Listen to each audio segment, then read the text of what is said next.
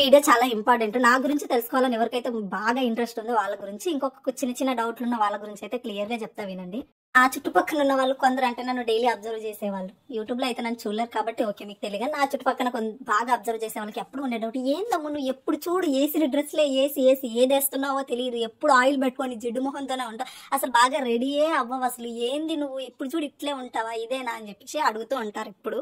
ఇంకొక విషయం ఏంటంటే మార్నింగ్ లేచి ఫ్రెష్ అయిపోతాను, స్నానం చేస్తాను, నార్మల్గా ఉంటాను అంతే. నిజంగానే ఎప్పుడు ఆయిల్ వేస్తూనే ఉంటాను. ఈ మధ్య కేర్ ఫాల్ ఎక్కువ అవుతున్నాను, ఆయిల్ తోనే ఉంటాను. వితౌట్ ఆయిల్ ఆయిల్ ఉందంటే మనం జిడ్డు ఉంటాం ఆఫ్ కోర్స్. అండ్ నా దగ్గర ఎన్ని డ్రెస్సులు నా దగ్గర ఉన్న శారీస్ ఆల్మోస్ట్ ఇక్కడ ఎవరి దగ్గర ఉండు, బట్ నేను ఎప్పుడు రెడీ అవ్వను. నేను శారీస్ కడతాను, నేను ఫుల్ గా రెడీ అవుతాను. అది ఎప్పుడు అంటే ఆయన డ్యూటీ నుంచి వచ్చే టైంకి. అంటే నేను ఎప్పుడు వస్తాను 11 o'clock వస్తాను. అంటే నేను నైట్ ఈవినింగ్ ఆల్మోస్ట్ ఇంట్లో కుకింగ్ అంతా కంప్లీట్ చేసుకుని 9కో 10కో శారీ కట్టుకుంటాను. మళ్ళీ నెక్స్ట్ డే మార్నింగ్ నేను శారీలో ఉండు మళ్ళీ నార్మల్ డ్రెస్ వేసుకొని తిరుగుతూ ఉంటాను. ఎందుకనంటే నేను శారీ కట్టుకున్నానా, నేను అందంగా ఉన్నానా, నేను క్యూట్గా ఉన్నానా, నేను ఎట్లున్నానా నా మొగుడికి తెలిస్తే చాలు గైస్. ఊర్లో వాళ్ళందరికీ ఎందుకు తెలియాలి చెప్పండి. నేను అందుకెత్తున్నా కాదని తెలియాల్సింది మా ఆయనకు మాత్రమే. ఊర్లో రోడ్లో తిరిగే వాళ్ళు కాదు. రోడ్లో లిప్స్టిక్లు వేసుకొని డ్రెస్లు వేసుకొని ఫుల్ గా రెడీ అయి తిరగాల్సిన అవసరం నాకేంది గైస్ చెప్పండి.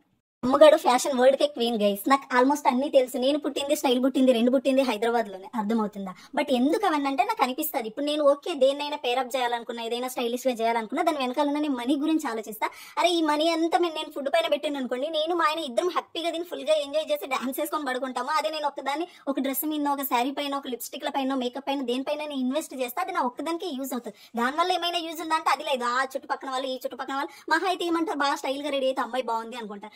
బయట కనిపించే 10 మందికి మనం అందంగా కనిపిస్తే అది నిజంగా మన కాపురానికి మనకే ప్రాబ్లం అవుతుంది. మన లైఫ్ లో ఉన్న అది అమ్మాయి అయినా అబ్బాయి అయినా మన లైఫ్ లో మనతో లైఫ్ షేర్ చేసుకునే వాళ్ళకి మనం అందంగా కనిపించాలి తప్పితే రోడ్లో తిరిగి ఊర్లో ఉండే వాళ్ళందరూ కనిపించాల్సిన అవసరం లేదు. ఇది నా పర్సనల్ ఒపీనియన్. నువ్వు హ్యూమన్ కదా, నీకేం జనాల ఒపీనియన్ అవసరం లేదంటే అఫ్ కోర్స్ 200% నాకు జనాల ఒపీనియన్ అవసరం, జనాల నుంచి అప్రిషియేషన్ నాకు చాలా అవసరం. బట్ ఏ విధంగా అంటే ఇప్పుడు మీరు కామెంట్స్ పెడతారు కదా, అమ్ము నువ్వు ఈ పెద్దవాళ్ళు ఎవరు లేకపోయినా నీకు నువ్వు భలే తెలుసుకొని పూజలు చేస్తావు, అమ్ము నువ్వు భలే వంటలు చేస్తావు, అంతకుముందు రాకపోయినా సరే, అమ్ము నువ్వు భలే అర్థం చేసుకుంటావు హస్బెండ్, అమ్ము నువ్వు ఇల్లు బాగా నీట్ గా పెట్టుకుంటావు, అమ్ము నువ్వు భలే మాట్లాడుతావు, అమ్ము నువ్వు భలే సరదాగా ఉంటావు. ఇవన్నీ నాకు ఫుల్ హైప్ ఇచ్చే వర్డ్స్. నాకు కావాల్సింది ఒరిజినల్ కాంప్లిమెంట్స్ ఇవే.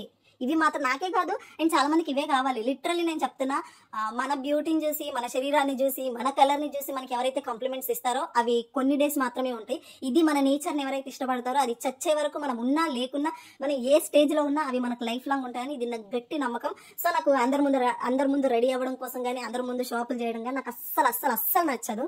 రియల్ బ్యూటీనెస్ అంటే అది నేచరే, ఖచ్చితంగా మన నేచరే అయ్యి ఉంటది. సో నేను జనాల దగ్గర ఎక్స్పెక్ట్ చేసేది, నాకు కాంప్లిమెంట్లు కావాలి అవి ఇవి అనుకునేది కూడా నా ఒరిజినల్ నా నేచర్ నుంచే.